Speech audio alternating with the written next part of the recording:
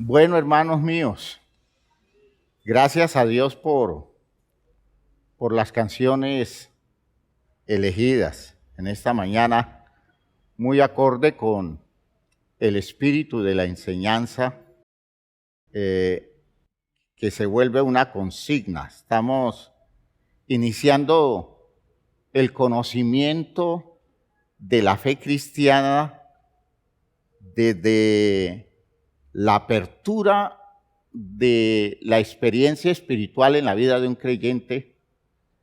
Y recuerden que decíamos que todo comienza con una conversión. Todo es una conversión. Si no hay arrepentimiento que se extienda en conversión o con una conversión, si no hay una decisión de cambio de vida, si no hay reajuste existencial, toda información religiosa es estéril. Gracias. Todo manejo religioso es inútil, es insuficiente. De hecho, no es el objetivo de Dios. Esa idea de aprender a ser cual Cristo, cómo ser cual Cristo.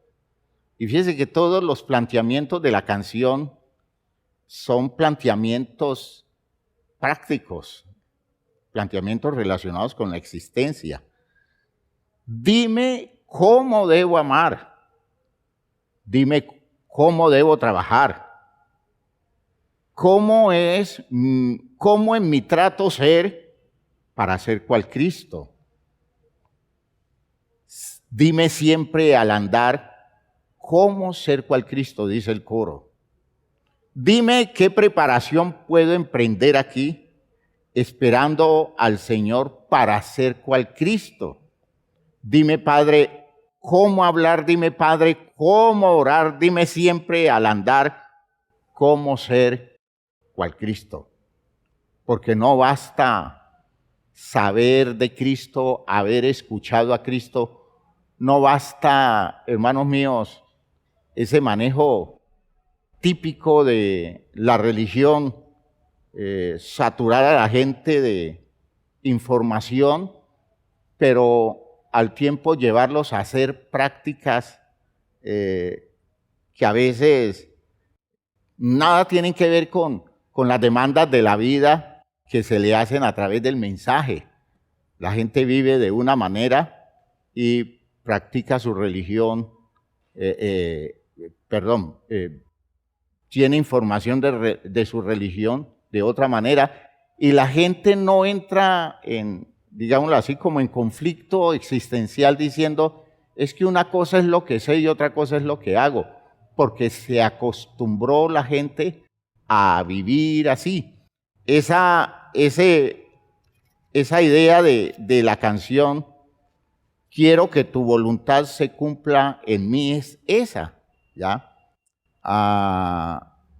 Dice tantas cosas en la vida que no alcanzo a comprender y solo buenas intenciones no me pueden sostener.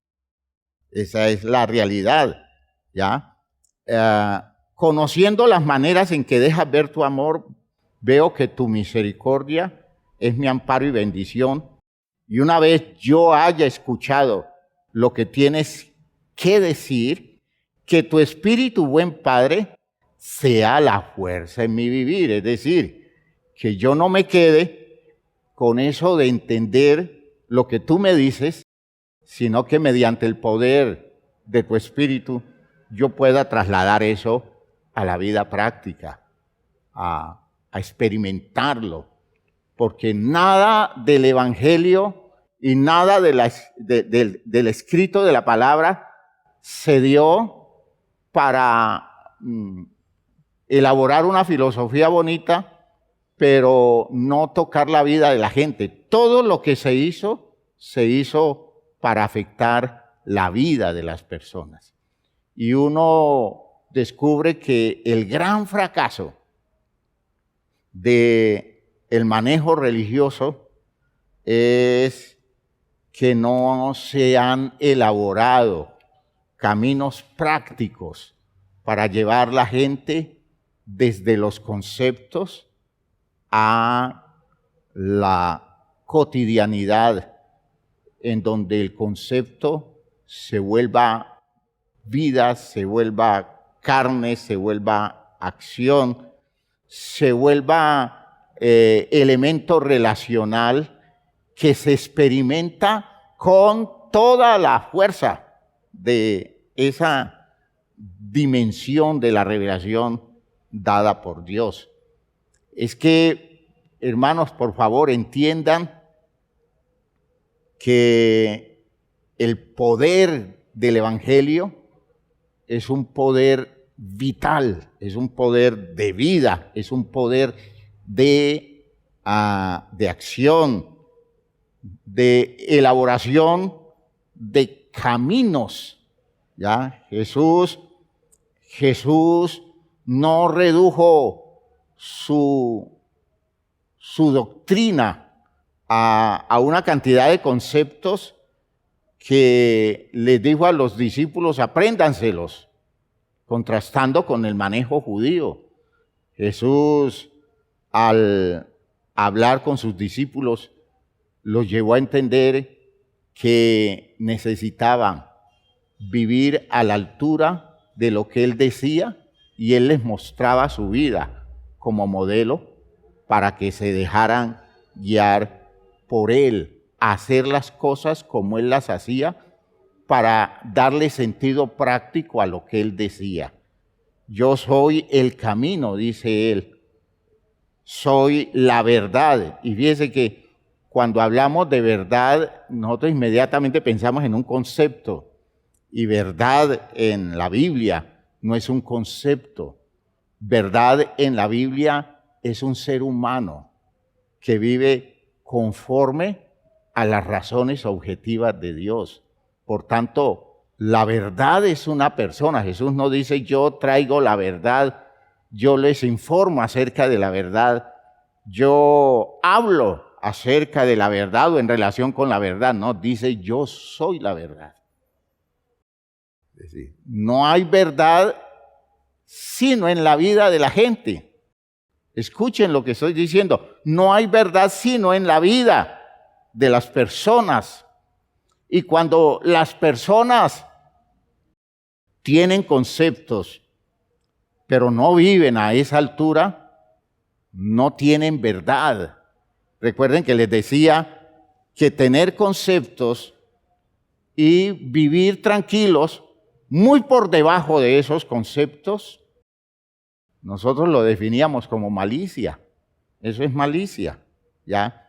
Y todo lo que hace la gente sin esforzarse a levantar su vida a la altura de la claridad, del conocimiento, de la información que tienen, hermanos, es una vida tendiente a ser mala.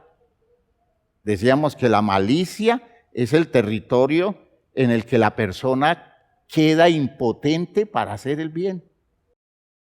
Cuando una persona actúa en malicia, toda acción en malicia es una condición que se elabora muy, pero muy por debajo de lo que se entiende, y se necesita unas justificaciones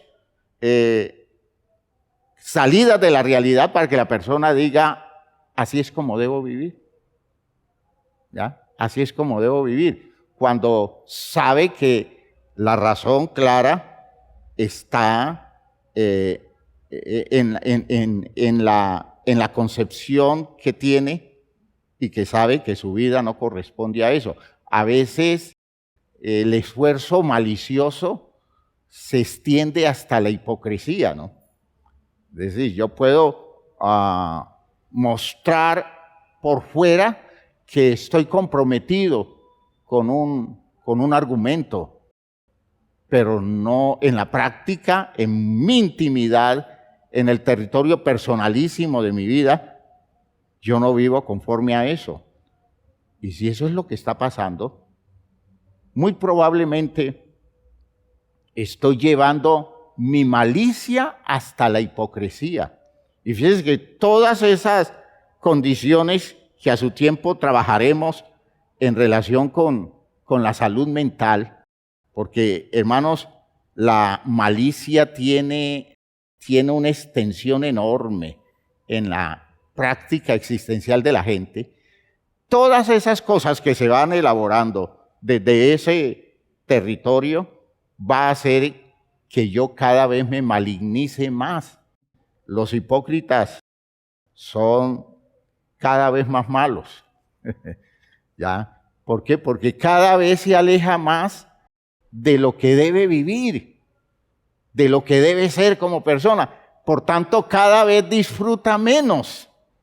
Y podríamos eso extenderlo en una explicación enorme que nos lleve a descubrir que el poder de la malicia es quitarnos la vida a nosotros. La fuerza de la malicia es llevarnos hasta perder la vida, que a veces el preámbulo de eso es perder el sentido de la vida. Y la gente cuando pierde sentido, razón de vivir, no se cuestiona dónde está el problema y no descubre que el problema está en la inconsecuencia de su práctica existencial, ¿ya? Su inconsecuencia. Una persona que sabe muchas cosas, pero nunca las pone en práctica, que no se esté cuestionando, que no se esté arrepintiendo de eso y que eso no lo esté llevando a una disposición sincera de conversión. Oigan, que no lo lleve a una disposición sincera de conversión, hermanos, está condenándose a sí mismo, ¿ya? Está condenándose. La Biblia dice en el Evangelio de Juan, en el capítulo 3, y esta es la condenación, que la luz vino al mundo y los hombres amaron más las tinieblas que la luz. ¿Por qué? Porque sus obras eran malas. ¿Ya? Eso es malicia. Eso es malicia. Mis obras no son buenas. Debo moverme en medio de las tinieblas para que nadie vea mi condición, para que nadie vea mi estado. Esa persona vive muy por debajo de las posibilidades de realización y poco a poco el sabor de la vida según Dios la creó en nosotros se le va perdiendo hasta que llega un momento en que el ser desarrolla la terrible sensación del sinsentido. ¿Yo para qué vivo? Entonces van donde el psiquiatra y el psiquiatra dice, sufre de una tremenda depresión. Está muy deprimido. Y uno sabe que la gente se deprime y eso es una depresión.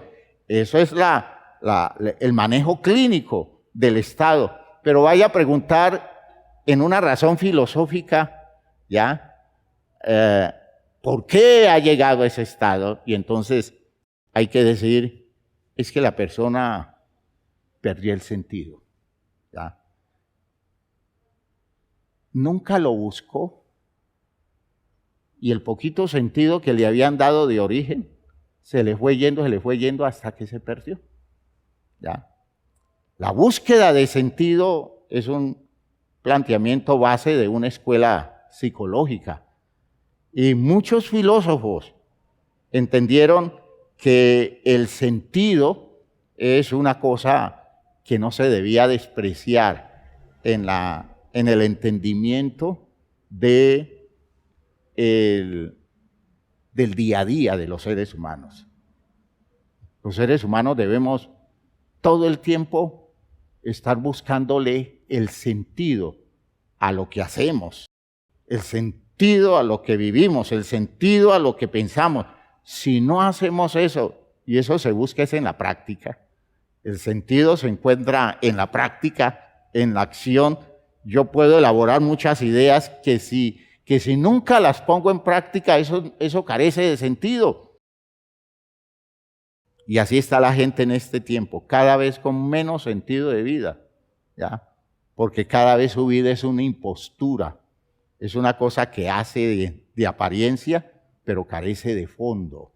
Y eso va dando un sinsentido. Por eso la gente se deprime con más facilidad, por eso la gente termina perdiéndole el gusto a estar viviendo en este mundo. Por eso la gente quiere morirse y se quiere morir muy temprano, porque esto no tiene sentido. Cuando la vida tiene sentido, aún el dolor, aún las condiciones de tribulación y de dificultad tienen razón de ser. Y eso quiere decir que la vida es muy saludable. Cuando yo le doy sentido a mi propio dolor, como Jesús lo hizo, cuando yo le doy sentido a mi tragedia, hermanos míos, estoy cargado de razones, estoy lleno de razones. Y eso, hermanos míos, es la virtud de vivir con consecuencia, de vivir acorde con las razones de fondo. Por eso voy a pedirles atípicamente que se pongan de pie. Vamos a hacer una oración para orientar, que Dios nos ayude a orientar de manera válida esto que en la introducción hemos planteado, porque no les niego que es motivo de preocupación descubrir uno que la gente que vive en el medio espiritual vive como tan distraídamente respecto a todas estas cosas que uno teme cuando lleguen las situaciones de demanda, ese profundo vacío interior que tiene la gente, buscando ellos allá adentro con qué sostenerse en las demandas de la vida. Se sorprenderán y descubrirán como la figura de las vírgenes en la parábola de las 10 vírgenes. Descubrirán ellos que no tienen surtido, no tienen riqueza interior para poder sacar de allá, de su almacén, el recurso para sostenerse en un momento difícil. Y entonces el sinsentido se apodera de ellos y, hermanos míos, entran en unos estados que uno dice, ¿cómo levantar una persona así? Y uno los ve metidos en las clínicas de reposo, uno los ve bajo el poder de buenos psiquiatras, con la ayuda de recursos de tipo médico. Nada de eso es malo. Por favor, entiendan, nada de eso es malo. Pero lo que apunto es que Dios tiene recursos y el Evangelio tiene recursos para que nosotros podamos responderle a las demandas de la vida como debe ser. Si la iglesia no se aprovisiona, si esta experiencia dolorosa que es la pandemia no nos ha hecho ver ese profundo vacío interior que hay en el corazón de muchos y no les despierta esto una enorme preocupación. Si los creyentes hoy no entienden que el sentido práctico del Evangelio es una cosa imprescindible, estamos condenados a seguir sufriendo grandes pérdidas, grandes derrotas y a veces tener a las personas en estados de urgencia existencial a punto de perecer por las situaciones de la vida que tienen que enfrentar porque nunca decidieron provisionarse como debieron hacerlo en el tiempo propicio que Dios les dio en su práctica espiritual. Que Dios nos ayude, que Dios nos toque, Dios nos sensibilice y todo puede comenzar con un gesto arrepentimiento y con un acto de conversión, y que comencemos a cambiar detallecitos y cada día vayamos ampliando el territorio de nuestra conversión para hacernos cada día más conforme a Cristo, ser como Cristo es. Padre eterno, gracias. Gracias por tus razones, gracias por tu palabra. Tú estás obrando en nosotros, tú te estás manifestando de manera especial en nuestras vidas y estás tocándonos, Señor, con recursos especiales, maravillosos, para darnos la sensibilidad que necesitamos. Necesitamos entender esto bien, Señor, y necesitamos vivirlo. Necesitamos caminos, Señor. Abre, Señor, rutas en la existencia de la gente que los lleve a encontrar a la práctica existencial de Cristo Jesús y a emularla y a convertirse en personas que no solamente admiran el pensamiento de un hombre, sino que están dispuestos a hacer de sus vidas la extensión de la vida de Él en el tiempo actual. En el nombre de Jesucristo, te agradecemos entonces las posibilidades que tenemos hoy y te agradecemos la palabra que está llegando a nosotros y esperamos que esa palabra se confirme en la mente nuestra, moviendo nuestras voluntades en la disposición de hacer tu voluntad por encima de todo, Señor. En el nombre de Jesucristo el Señor. Amén. Amén. Sí, hermanos míos, siéntense, por favor. En ese texto de la segunda carta a los Corintios, que lo hemos leído en dos cultos, en el culto antes del culto misionero en el día de hoy. Es un texto magistral del argumento de Pablo, extraordinario, porque Pablo quiere mostrar la superioridad del ministerio suyo y por extensión en esa época de los apóstoles cristianos frente al ministerio de Moisés en el espíritu de la antigua ley, que era el ministerio de los rabinos, era el ministerio de la secta de los fariseos, que era la secta dominante del ambiente judío. El Señor Jesús, en su enseñanza, le quiso mostrar a sus discípulos la distinción del ministerio de Él con el de los fariseos. ¿Ya? En cierta ocasión les dijo, en la cátedra de Moisés, es decir, en el sitio de la enseñanza de la doctrina de Moisés, se sientan los escribas y los fariseos. De modo que cuando ellos les digan a ustedes que hagan algo, háganlo. ¿Ya? Porque lo que ellos manejan como doctrina de Moisés es muy válido. Pero ustedes no hagan como ellos hacen.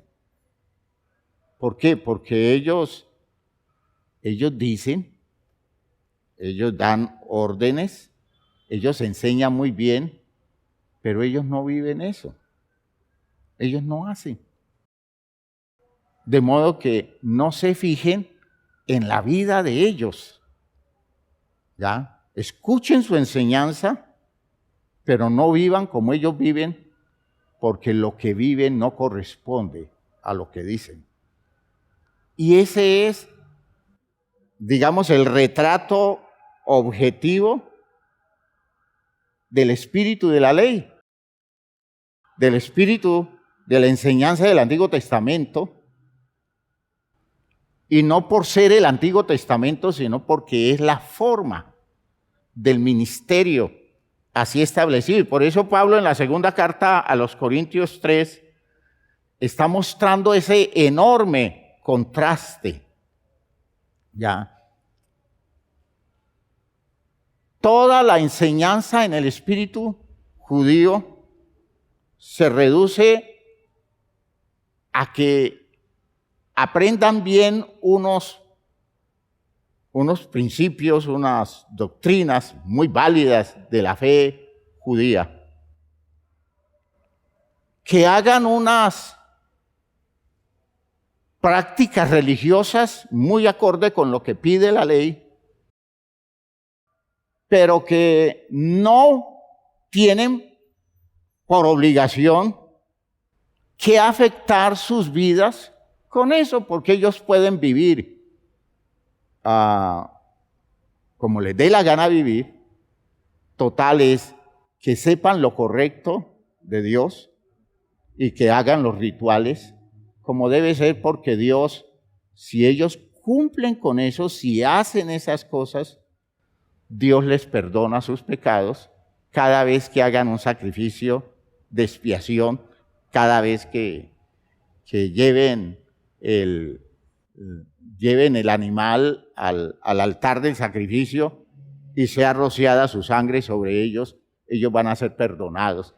De modo que no se preocupen por cambiar la vida, ¿ya? No tienen que cambiar la vida. Dios hizo métodos religiosos muy bonitos para conseguir que cada vez que ellos se encuentren empantanados por las consecuencias de sus malas acciones, ellos puedan recibir un perdón de Dios y hacer un borrón y cuenta nueva. Fíjese que todo eso es reductivo. Todo eso es disminuirle las posibilidades de la práctica existencial de la gente. Aunque de fondo el mensaje profético fue aclarando ese principio y fue dejando ver que Dios estaba buscando gente comprometida con la vida conforme la ley decía. No era el programa oficial. De modo que los justos, así se llamaban, aquellas personas que trataban de poner su vida acorde con el pensamiento de Dios y no salirse de esos lineamientos, porque entendían que ese era el propósito de la voluntad de Dios. Esas personas, que no eran muchas, eran personas que se estaban acercando a un espíritu diferente al espíritu legalista de la religión.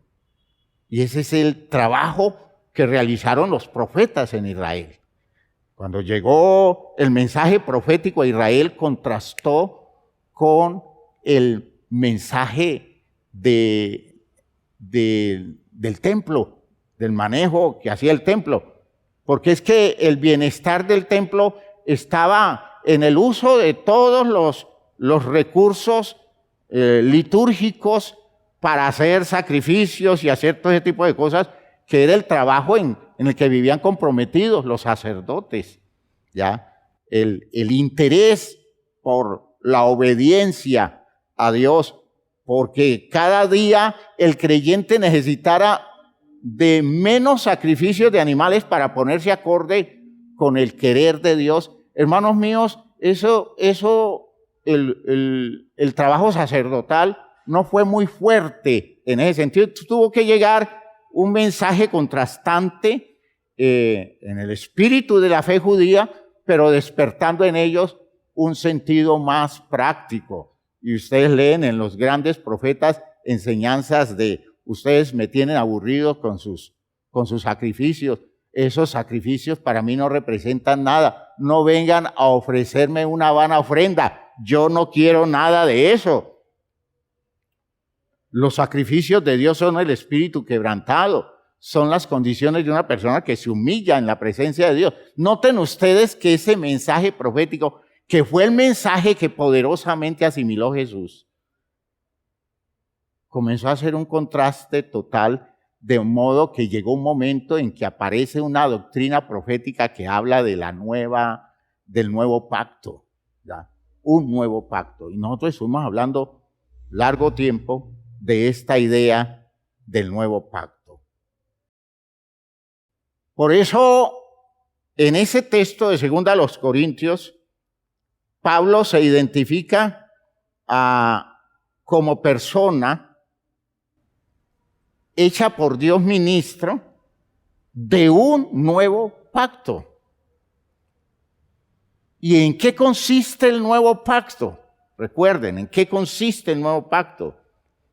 Según ese texto, es un pacto de la transmisión de la vida de un ser humano a otro ser humano, no de unos conceptos de alguien que sabe a otro que es ignorante para que sepa, sino transmisión de una vida que está desarrollando un ser humano en virtud de su estructura que va creciendo, una vida que está allí para transmitírsela a la vida de otro hombre, de modo que esta práctica del nuevo pacto es un paso de vida a vida, ¿ya?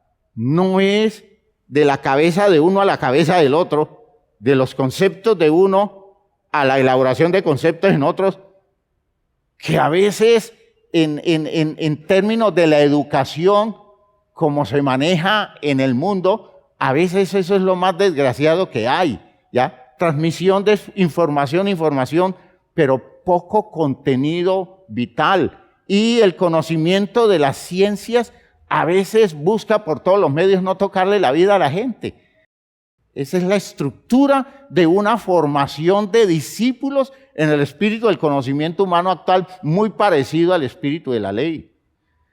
No es formar hombres para manejar un conocimiento, es dejar a los hombres tan elementales como han sido, pero que tengan una elaboración de información, el conocimiento de argumentos, el conocimiento de postulados que los pueden ellos trabajar en un laboratorio, los pueden ellos ir perfeccionando en su intelecto, pero no los involucran en el territorio de una existencia que se ve afectada por ese conocimiento. Hay gente muy conocedora de ciencia, que por estar tan dedicado a la ciencia no tocó su vida con nada de eso y entonces son todavía muy niños y saben muchas cosas, pero dejaron infantil su estructura porque nunca crecieron con la información que recibieron.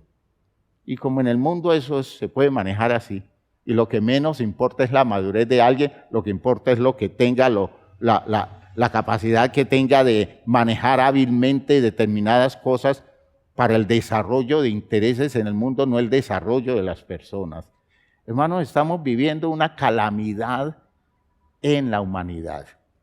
Es una humanidad en desgracia porque no hay mucho trabajo ni mucha gente dedicada a transmitir vida.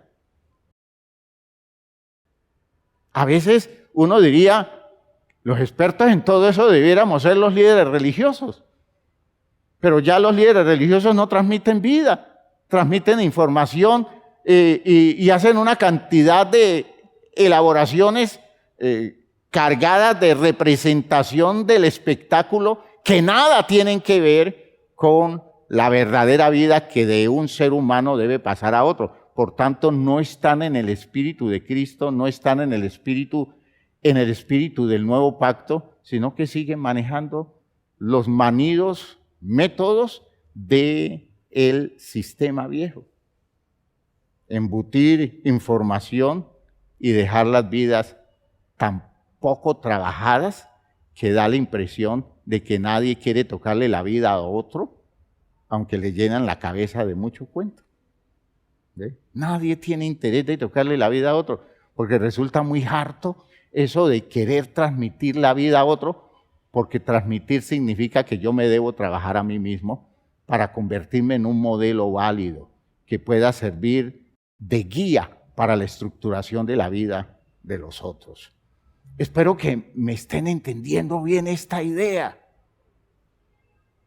Esto es el cristianismo, dice Pablo. ¿Ya? Es una cosa que va de existencia a existencia, de transformación de la vida que se ha elaborado a la transformación de la vida de otras personas. Y eso se define como el ministerio del Espíritu. ¿Dónde está obrando el Espíritu? El Espíritu obra cuando de una vida saca para darle a otra vida. Cuando de la existencia de un ser humano saca contenidos para dársela a otros seres humanos.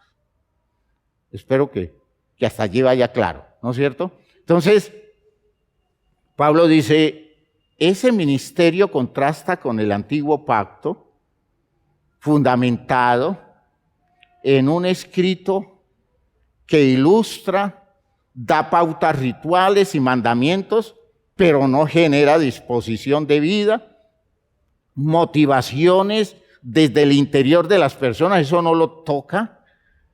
Es la elaboración de conceptos que la Biblia define como letra y la obediencia a mandamientos y prácticas rituales para cumplir a la divinidad, como si Dios dijera, si ustedes cumplen con esto y hacen este culto de esta manera y elaboran estos sacrificios, yo con eso quedo contento. A mí no me interesa cómo vivan ustedes, mientras cuando vayan al templo hagan lo que el ritual les pide que hagan, yo estaré feliz porque yo estoy a las puertas del cielo mirando a ver qué es lo que están haciendo por mí ustedes en el templo. Ese sería el sueño del antiguo pacto. Y entonces decirle a Dios, tú te vas a hacer presente allí. No te vayas a meter en la vida de ellos por allá afuera. Ellos pueden vivir allá como les dé la gana. Pero cuando lleguen al templo, que tus oídos estén atentos, que tus ojos vean, que tu olfato tenga la oportunidad de percibir el grato olor de lo que te traen. Conténtate tú con eso, disfruta eso en ese recinto pequeñito del templo, en ese espacio reducido del templo. Lo que allí ellos te hacen es extraordinario y yo sé que tú debes estar a la expectativa todos los días diciendo, uy, ya llegó la hora del sacrificio, ya llegó la hora del culto, ya llegó la hora de la reunión, me voy a ver qué me traen ellos. Ese es un Dios infantil, ¿no? Ese es el Dios infantil que el argumento de la ley manejado como ellos lo manejaban, se tomaba como suficiente. Eso era lo suficiente. Hermanos míos, ¿no se parece mucho a lo que hacemos hoy? ¿No se parece mucho a lo que hacemos hoy? Allá afuera vivimos como nos da la gana. Hacemos las cosas de la manera más arbitraria que se puede hacer. Nos olvidamos de toda la información religiosa que acá tenemos, porque tenemos un sentido práctico de la vida, al punto de que algunos llegan a decir, vea, no me le meta religión a todo. No me le meta religión a todo. No le meta Biblia a todo. Todo no tiene que ver con la Biblia. La vida tiene unas cosas prácticas que nada tienen que ver con la Biblia. No me hable de Biblia. No meta a la iglesia en todo. Yo he escuchado de hombres que le dicen a sus esposas, cuando ellas les hablan conforme a las escrituras, dicen, vea. Lo de la iglesia para la iglesia. Aquí estamos viviendo la vida práctica y en la vida práctica eso no tiene sentido. De modo que no me le meta religión a todo. No me le meta religión a todo porque ya estoy hasta aquí. Pero llega al templo y levanta las manos al cielo y le dice, Señor, aquí estoy para darte lo mejor de mí. ¿En cuántos minutos?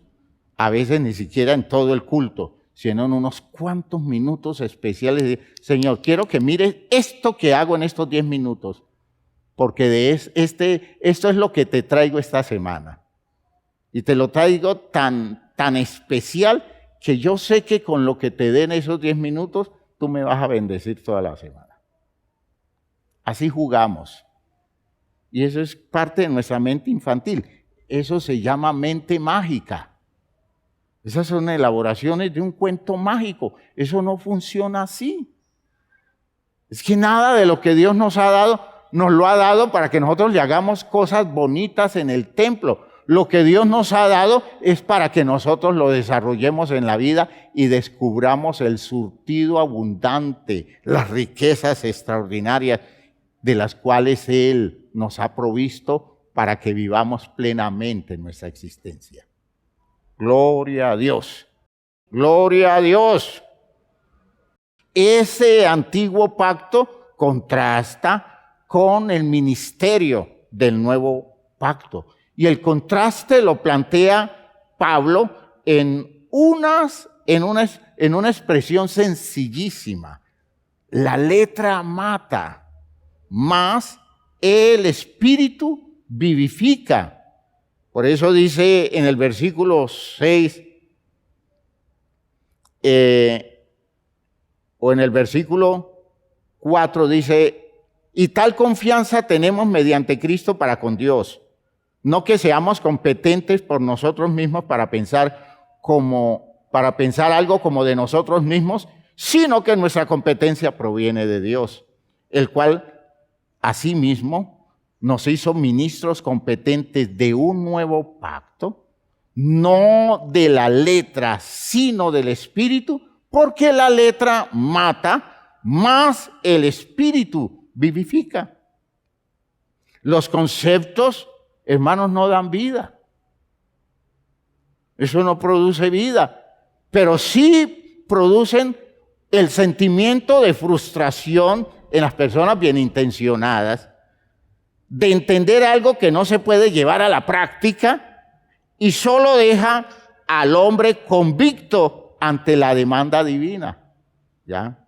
Claro, cada día entiendo cosas que Dios pide y yo no las vivo. Entonces llega un momento en que eso me genera un sentimiento de culpa, si soy honesto. Si yo soy honesto, me siento mal. Ese sentirme mal me debería llevar a un arrepentimiento. Y arrepentido me debería llevar a una conversión. Y esa conversión, irme dando los recursos para ponerme al día en los cambios y ajustes de mi vida acorde con la claridad que tengo. Pero en el manejo religioso, según la ley, que es el de muchos movimientos religiosos llamados cristianos hoy, hermanos, no hay nada que conduzca de la claridad de los conceptos a la práctica de la vida. No hay un sentido práctico de cambios que se vayan dando en la existencia de los seres humanos para que se vayan ajustando a las claridades de las cosas que se están entendiendo. Y entonces, cada día las iglesias cristianas se convierten en estructuras legalistas, en estructuras parecidas a la religión judía, que llevan a la gente a manejar mucha información, a hacer unos rituales hasta extraños, porque yo veo que hay iglesias que hacen rituales extraños. Por ejemplo, eso de que la gente pasa al frente para que alguien les coloque las manos sobre la cabeza y ellos se van de espaldas. Son rituales raros, son inventos que se hacen porque están tan perdidos en el sinsentido de lo que religiosamente hacen, que se tienen que inventar cuentos para darle entusiasmo a la gente desde el punto de vista religioso. no el entusiasmo que produce la vida, que cambia acorde con la palabra, porque ellos, los líderes, no tienen cómo, desde la vida de ellos, guiar a los otros a una práctica de vida, porque ellos también viven lejos de una práctica espiritual, ¿ya? Ellos no se tocan la vida de ellos con la palabra que ellos predican. Ellos son típicos los fariseos de la época de Jesús. Entonces, como no tienen caminos prácticos para llevar a la práctica a la gente, le inventan prácticas. Les inventan prácticas. Y usted ve grupos religiosos hoy haciendo cosas raras. Algunos grupos bendiciendo una espiga. Otros grupos bendiciendo pañuelos o bendiciendo el agua o cosas así por el estilo. Desde la religión católica, totalmente surtida de rituales figurados al estilo del Antiguo Testamento. Regresaron la práctica cristiana a los rituales del Antiguo Testamento porque se carece de hombres y mujeres que sí sé que existen en la Iglesia Católica, hombres y mujeres válidos que pueden guiar a prácticas de vida a la gente, pero son tan poquitos que los poderosos de la religión hicieron una religión de rituales para que la gente se conforme a la práctica de rituales sin necesidad de comprometer sus vidas a un cambio real. Y hoy la gente se siente católica y se siente apostólica y se siente romana, pero de Dios no tienen nada. Viven como les da la gana. Practican una religión superficial que no les compromete absolutamente su existencia. Y aunque algunos son felices haciendo los rituales en su buena fe, ellos descubren que cuando la vida los demanda en extremo, la religión no les da recursos para construir soluciones desde el interior de ellos, sino que todo es conforme a las formalidades externas, formalidad externa que no representa nada como solución espiritual. Y si digo eso de la Iglesia Católica, no es porque crea que es peor que lo que los evangélicos manejamos, porque es la misma cosa, es la misma cosa. Las llamadas iglesias fundamentalistas en eso se convierten, en grupos que manejan rituales muy elaborados, unas prácticas especiales, unos conceptos hermosísimos, grandes maestros enseñando desde los púlpitos, pero pocas vidas comprometidas y pocos caminos entre la vida de esos líderes y la vida del pueblo.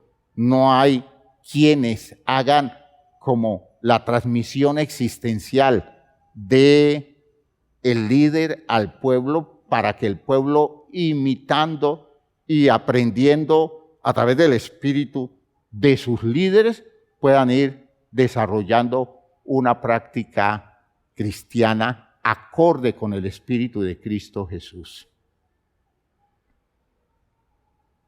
Y eso nos puede pasar a nosotros en la iglesia. No nos puede pasar a nosotros. A veces los líderes nos conformamos con poquito, nos comprometemos muy poquito y hacemos una religión perezosa, una práctica religiosa perezosa, hacer los cultos, predicarles un mensaje, orientar una que otra cosa y estar al frente en los rituales y lo demás. Ningún compromiso para la disciplina seria, de modo que en la disciplina del líder se esté formando el espíritu de la comunidad. No, líderes sin disciplina, líderes sin compromiso, líderes sin oración, sin búsqueda de Dios, líderes sin ningún nivel de acercamiento al pueblo, sin ningún compromiso con la existencia de la gente, mostrándole a la gente a través de conceptos que se evidencian en sus vidas, la ruta por donde debe ir la generación de creyentes que van siendo construidas por sus líderes. Si ustedes me van entendiendo esto es una demanda extrema. Si estamos recomenzando es reconstruyendo caminos en ese orden de vida, en ese plan de la existencia. La letra mata, mas el espíritu vivifica. Llene de argumentos a las congregaciones. Deles conceptos. Y cada día serán más altivos y más soberbios, convencidos de la religión que tienen, pero poco afectados en la vida por la claridad que ellos deben manejar como claridad espiritual. Todo esto es, hermanos, terrible. ¿Por qué? Porque cuando las demandas llegan, estoy insistiendo en esto, tenemos muy poco con lo cual se pueda responder. Eso se define en el texto como ministerio de condenación. ¿Por qué ministerio de condenación? Porque lo único que consigue una persona es ilustrarse tanto que sabe por qué no se salva. Ya se vuelve experto porque conoce la intimidad del recurso escrito, ¿ya? Y entonces se da cuenta que no se libra del juicio de Dios, ¿ya? Que no se libra del juicio de Dios. En la frase de Pablo para referirse a los judíos, en el capítulo 2 de Romanos, mas por tu dureza y por tu corazón no arrepentido, atesoras para ti mismo ira para el día de la ira y la manifestación del justo juicio de Dios, el cual pagará a cada uno conforme a sus obras. Es decir, Dios no va a decir, oigan, ¿cuántos se saben la Biblia de pasta a pasta? Vengan acá, que para ustedes es el reino de los cielos. ¿O cuántos entienden de doctrina bíblica? A ver, ¿quiénes pasan el examen de doctrina bíblica? Y Dios les coloca allá en el reino de los cielos un test sobre doctrina bíblica y dice, usted pasó, usted reprobó. No. El juicio no es conforme a lo que yo sé. Lo que yo sé, lo único que hace es condenarme cuando sé algo y no lo he llevado a la vida, porque Dios me lo va a demandar es en la vida. Gloria a Dios. Gloria a Dios. ¿Qué tanta doctrina bíblica estamos expresando nosotros en la práctica de nuestra vida cotidiana? ¿Qué estamos poniendo en práctica a toda hora cuando hablamos, cuando actuamos, cuando trabajamos, cuando negociamos? Cuando hacemos todo eso, ¿dónde está el principio que nosotros estamos llevando a la práctica? Y es sobre eso que viene el juicio. Pablo ingeniosamente toma una figura de la experiencia de Moisés en el Antiguo Testamento. Recuerden ustedes que Moisés, cuando subió a recibir la ley, pasó mucho tiempo con Dios, muchos días con Dios. Y cuando descendió, Moisés venía con unas expresiones en sus rostros, y unas características sorprendentes. A Moisés le resplandecía el rostro. ¿Ya? Yo no sé cómo sería eso. No sé cómo lo entendían los judíos o los israelitas cuando vieron a Moisés. Y Moisés les hablaba lo que Dios les decía y se los hablaba en la forma de evidenciárselos a través de la gloria que en él se estaba manifestando. Es decir, Moisés traía no unos simples conceptos, sino el impacto que esos principios estaban haciendo en la vida de él, de modo que la vida de él era una vida luminosa frente a la opacidad de la vida de los judíos, de los israelitas, que estaban en el campamento y no habían sido impactados por la presencia de Dios. Fíjese que no era solo el concepto que traía Moisés, era el impacto del concepto en la vida de él. ¿Por qué? Porque estuvo cara a cara con Dios, es la figura bíblica, entienden que es una figura. De modo que la gloria de Dios resplandeció tanto en la faz de Moisés, que cuando él bajó, traía ese resplandor y los israelitas se sentían tan acobardados, tan impactados por este rostro luminoso de Moisés, que le dijeron: Moisés, por el bien nuestro, porque a nosotros nos encanta que tú nos digas la palabra, que tú nos enseñes lo que Dios te dio, pero colócate un velo, cúbrete ese rostro. Que nosotros no terminemos siendo, digámoslo así, como impactados por la luminosidad tuya. Fíjate que ellos no se vieron motivados a adquirir la gloria que Moisés había, sino que le dijeron: cúbrete el rostro, porque esa gloria tuya nos acompleja, esa gloria tuya nos estorba, no queremos ver tu rostro luminoso, porque se esperaba que en la medida en que la palabra fuera fluyendo por Moisés, el resplandor del rostro de Moisés pudiera expresarse como resplandor en la vida de los que le escuchaban. Fíjense que son figuras hermosísimas, ¿ya? Hay una palabra y hay un rostro que expresa la palabra. Y no solo la palabra llega e impacta, sino que el rostro produce un llamado a un cambio radical de la vida. De modo que Moisés tuvo que cubrirse el rostro y terminó hablándole a los israelitas con el rostro cubierto. Y dice Pablo: grave lío. Se redujo a la letra el mensaje. Solo letra, solo conceptos. Se redujo a argumentos porque la vida de Moisés quedó lejos de la posibilidad del pueblo que le escuchaba. Israel se convirtió en un pueblo manejado por un texto que terminó como un texto carente de espíritu, porque no hubo una existencia humana que lo corroborara en su práctica diaria.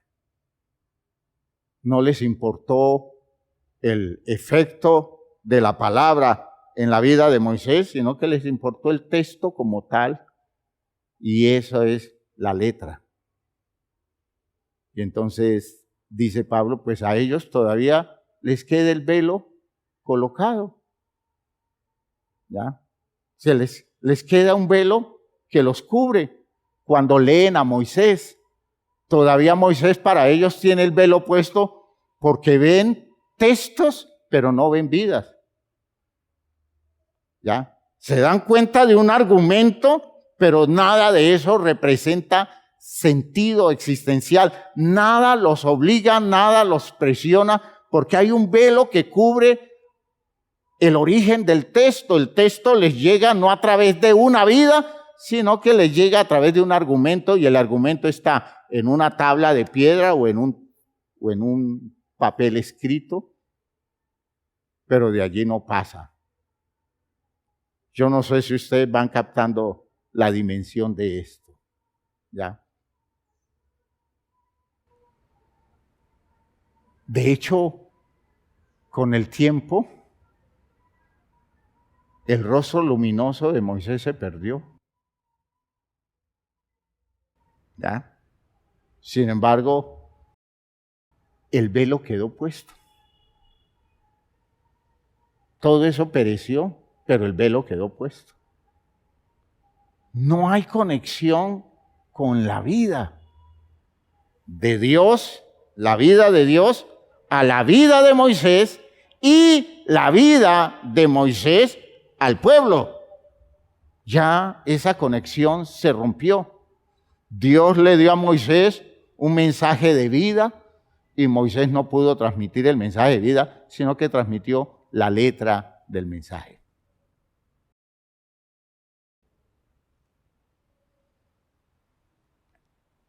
Aplíquenlo hoy. Aplíquenlo hoy. Si usted es de esos líderes que le dice a la gente,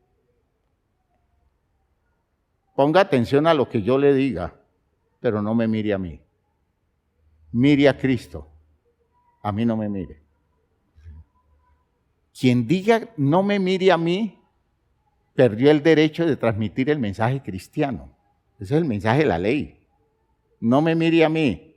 Escuche lo que yo digo, aprenda de mí, pero no de mi vida, porque yo no he comprometido mi vida con esto. De modo que no me imite a mí, como Jesús en la entrada del mensaje les decía, ¿ya? No me imite la vida porque lo que yo vivo es desastroso, pero aprenda de mí porque yo sé mucho de esto. Hermanos, desaparece totalmente la vitalidad del cristianismo, es decir, desaparece el espíritu que el cristianismo transmite.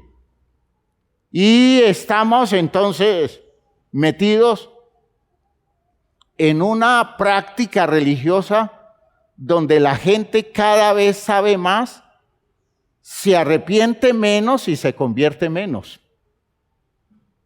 Y cada día la gente vive peor, pero tiene una información religiosa muy bonita, muy bien elaborada, muy bien trabajada. Ese velo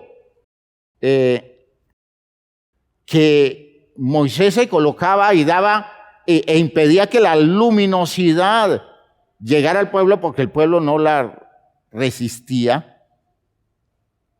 En resumen, digamos que era la luz del impacto de la palabra que se reflejaba en la vida de Moisés, expresando un cambio de la propia vida.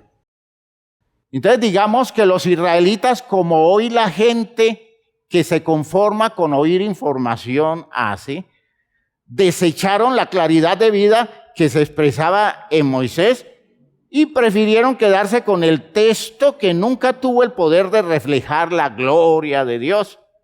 Construyeron conceptos y prácticas religiosas, pero no afectaron sus vidas. Este velo, dice Pablo, permanece y no solo en los judíos, sino en la gente que está manejando el mismo estilo, la misma práctica religiosa, la misma superficialidad en la transmisión de la verdad a través de conceptos, ¿ya? En el cristianismo no hay velos. Escuchen, no hay velos. En el cristianismo todo es a cara descubierta desde el rostro, la vida de Cristo para la vida del apóstol y del apóstol al discípulo y de ese discípulo al otro discípulo y de ese al otro discípulo y de generación en generación se va transmitiendo el mensaje de la palabra que adquiere sentido en la vida de las personas. Y nosotros necesitamos entrar en todo esto y necesitamos desarrollar los caminos que nos lleven a esta práctica y a esta práctica con condiciones absolutamente eficaces. Absolutamente eficaces. Es el efecto de mirar la existencia de Jesús como una realidad lograda por el poder de Dios en la vida de un ser humano que expresó las razones divinas, no en un texto escrito, sino en los códigos los códigos de su propia existencia, los códigos de su propia vida.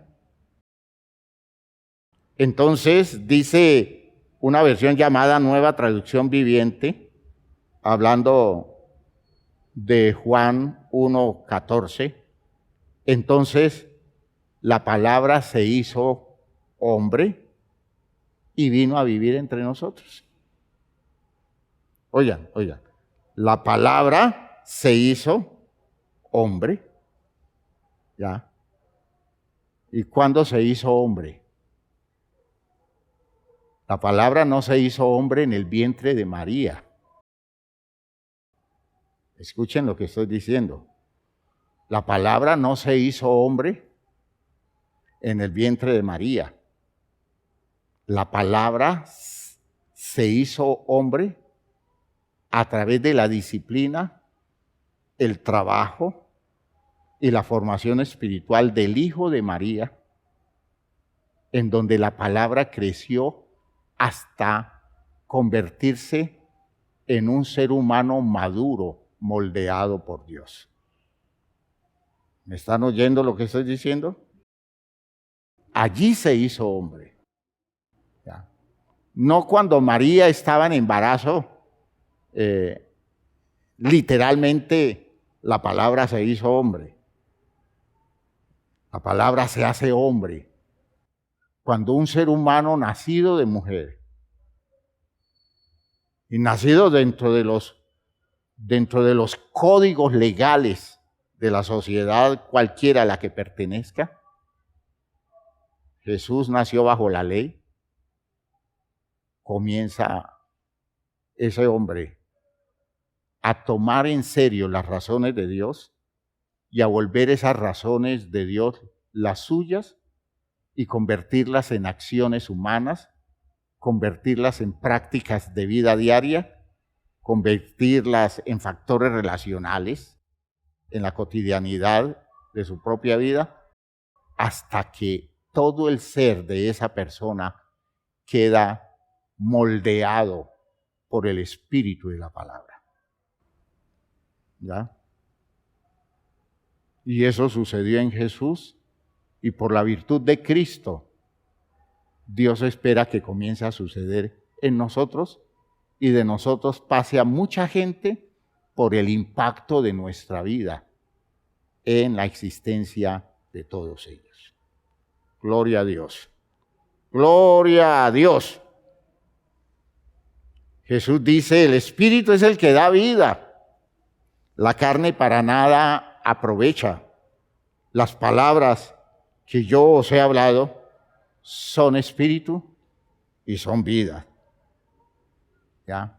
Las palabras que yo os he hablado son espíritu y son vida. Por eso, hermanos míos, Jesús es el espíritu de este nuevo sistema del programa divino. ¿Por qué el espíritu? Porque es aquel en quien eso se ha cumplido idealmente y de quien derivan todos los ministerios que impactan de la misma manera. Por eso la Biblia dice, el Señor es el Espíritu. En ese texto de 2 Corintios 3, el Señor es el Espíritu. Y donde está el Espíritu del Señor, allí hay libertad, allí se rompen todas las cadenas que tengan que romper. ¿Por qué? Porque no es la presencia de un argumento, no es el poder de la palabra que tiene que ver con un argumento, es el poder de la palabra que tiene que ver con el impacto de la vida. Y cuando la vida de Cristo llega a la vida de un ser humano, hermanos, esa existencia humana rompe con todas las cadenas. ¡Gloria a Dios! ¡Gloria a Dios! ¿Ya? Cuando ese poder de los logros de Cristo se expresa, el efecto es la liberación del hombre de todas las viejas formas de reduccionismo del mundo y la apertura hacia la superación de formas de vida que ya no se emparentan con el propósito de Dios. ¿Ya? Todo eso queda atrás y nosotros necesitamos llevar a la gente al impacto de las conversiones auténticas a través de ese impacto de conversión en la vida nuestra. Hay cosas de nuestra manera de vivir que el poder de la palabra, en la claridad que nos llega, nos debe llevar a replantear y entonces hacer ajustes a la ruta existencial, de modo que cada ajuste que nosotros hagamos estemos estimulando la vida de los otros a hacer lo mismo. Gloria a Dios. Y yo le podría decir a los discípulos Mire, esto se vive de esta manera. Esto tiene sentido, es así. Esa no es la forma. Usted tiene el concepto, pero necesita meterlo a la vida. Necesita involucrar su existencia con eso. Y hay caminos para lograr eso. Por eso, en ese texto de 2 Corintios 3, el apóstol Pablo concluye en el versículo 18 diciendo: por tanto, nosotros todos, ya, mirando a cara descubierta, como en un espejo, la gloria del Señor, somos transformados de gloria en gloria, en la misma imagen como por el Espíritu del Señor. La Biblia hispanoamericana dice: en cuanto a nosotros, llevando todo el rostro descubierto y reflejando la gloria del Señor, vamos incorporando su imagen cada vez más resplandeciente bajo el influjo del Espíritu del Señor.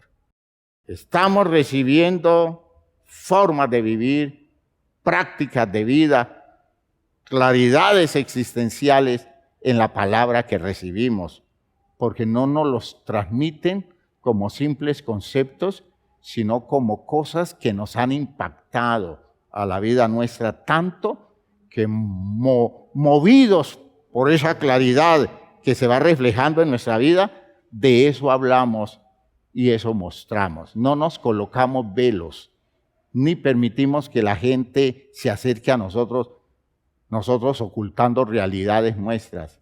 Por eso vamos a estudiar dentro de 8 días esta expresión del apóstol Pablo cuando dice: por lo cual, teniendo nosotros este ministerio según la misericordia que hemos recibido, no desmayamos, antes bien renunciamos a lo oculto y vergonzoso, no andando con astucia ni adulterando la palabra de Dios, ¿ya?, sino mostrándonos abiertos a toda conciencia humana delante de Dios. Que la gente nos conozca tal como somos, porque somos el producto de la palabra.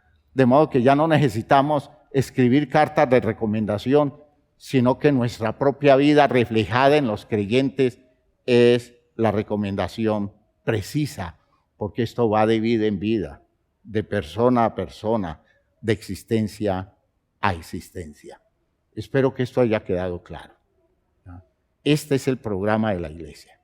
Y si esto no es lo que nos lleva a convertirnos, hermanos míos, estaríamos perdidos nosotros, pero esto produce conversión, ¿ya? ¿Por qué? Porque de la conversión que hagamos nosotros, los líderes, vamos a impulsar la conversión de la gente que viene atrás. Y debemos estar haciendo ese trabajo todo el día. Yo por ellos me santifico, dijo Jesús, y me santificaré aún más para que ellos también sean santificados en la verdad. Es decir, que ellos también puedan ir renovando las condiciones de su propia vida. Pónganse de pie, por favor. Vuelvan a leer ese texto de 2 Corintios a la luz de lo que han escuchado. Capítulo 3 de 2 Corintios. Y que esto comience a despertar en nosotros como pautas para otra forma de adquirir la claridad de la palabra. Pautas que nos cambien, pautas que nos impulsen a hacer ajustes, inquietudes que se despierten por la palabra, no inquietudes para entender simplemente mejor algo, sino inquietudes para poder preguntarnos nosotros: ¿y cómo esto lo llevo a la práctica? ¿Y cómo hago para que esto me afecte la vida? Para que esto me motive, para que esto me impulse, para que esto genere en mí un cambio radical a la luz de esta verdad, porque yo estoy viviendo muy por debajo de esto. Señor, dame caminos para esto. Cristo dice: yo soy el camino. Y el camino está en la iglesia.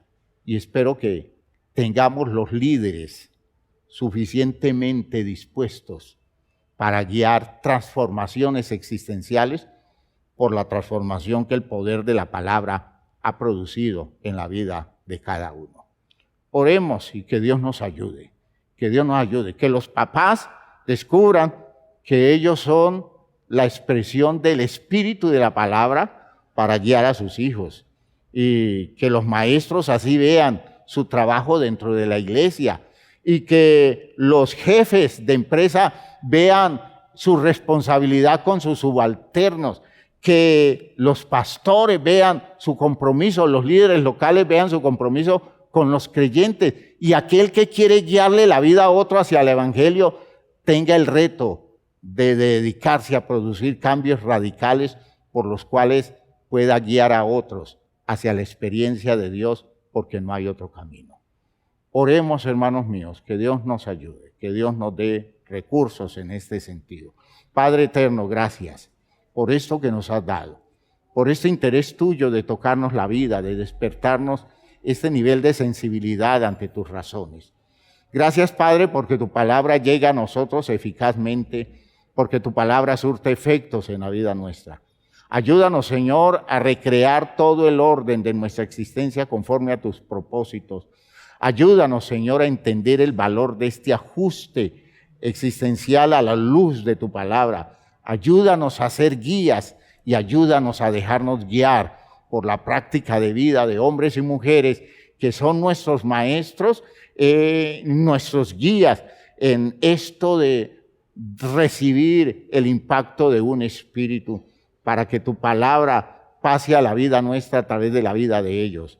Ayúdanos, Señor, a entender este nuevo pacto expresado en nuestra vida cotidiana hoy. Sálvanos, Señor, de esa manera religiosa de elaborar ideas y conceptos sin que sintamos la necesidad urgente de afectar con ellos nuestra vida. En el nombre de Jesucristo te pido que despierte sensibilidad en cada creyente y que abunden los gestos de arrepentimiento y de conversión en la vida de cada uno. En el nombre de Jesucristo el Señor, confiamos en el logro tuyo en nosotros, Señor. Amén, amén, amén. Mis hermanos, esto es otra cosa. Esto es otra cosa. Por favor, déjese tocar por esto y motívese a cambiar, motívese a superarse, motívese a dejar atrás el viejo hombre con sus hechos para revestirse del nuevo, el cual conforme a la imagen del que lo creó se va renovando hasta el conocimiento pleno, hasta la experiencia suprema de nuestra existencia. Que Dios nos ayude.